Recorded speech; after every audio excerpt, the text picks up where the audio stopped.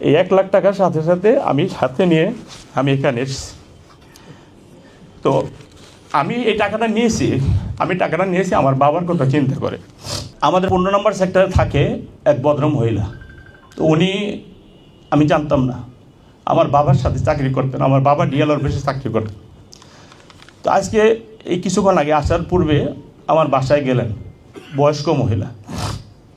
তো উনি বললেন, আমি সেদিন 15 নম্বর সেক্টরে যখন কল্যাণ সমিতিতে গিয়েছি তখন ওনার সাথে আমার পরিচয় হয়েছে, হয়তো উনি পরে খোঁজখবর নিয়েছে। তো আমাকে বললেন, বাবা আমি তোমার সাথে দেখা করতে এসেছি। আমি আবার ওনাকে আপা বলে ডেকেছি সেদিন। তো হঠাৎ করে অফিসে বসেই উনি 1 লাখ টাকা বের করলো, যে জাহাঙ্গীর এটা আমি তোমার জন্য নিয়ে এসেছি। আমি বললাম, কেন? যে তুমি এটা খরচ করবা।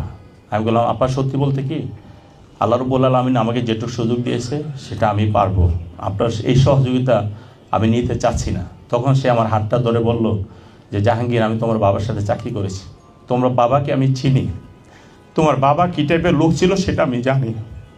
জাস্ট আমার এই 1 লাখ টাকা তুমি তোমার বাবার কথা চিন্তা করে আমার হাত থেকে নাও। আমি কি করবো? আর তখন আমার তো না নেওয়ার কোনো উপায় নাই। এই দেখেন, এই 1 লাখ টাকার সাথে সাথে আমি সাথে নিয়ে আমি এখানে এসেছি।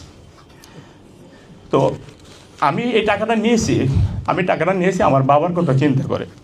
আমি যখন 88-এ রাজনীতি শুরু করি তখন আমার বাবা বলেছিল যে, বাবা আমরা মধ্যবিত্ত ঘরের মানুষ, আমার ফ্যামিলিতে কেউ রাজনীতি করে না, তুমি যেহেতু রাজনীতি করতে চাচ্ছ বা তুমি রাজনীতিতে যাচ্ছ, তুমি রাজনীতিতে গিয়ে সৎ থাকার চেষ্টা করবা।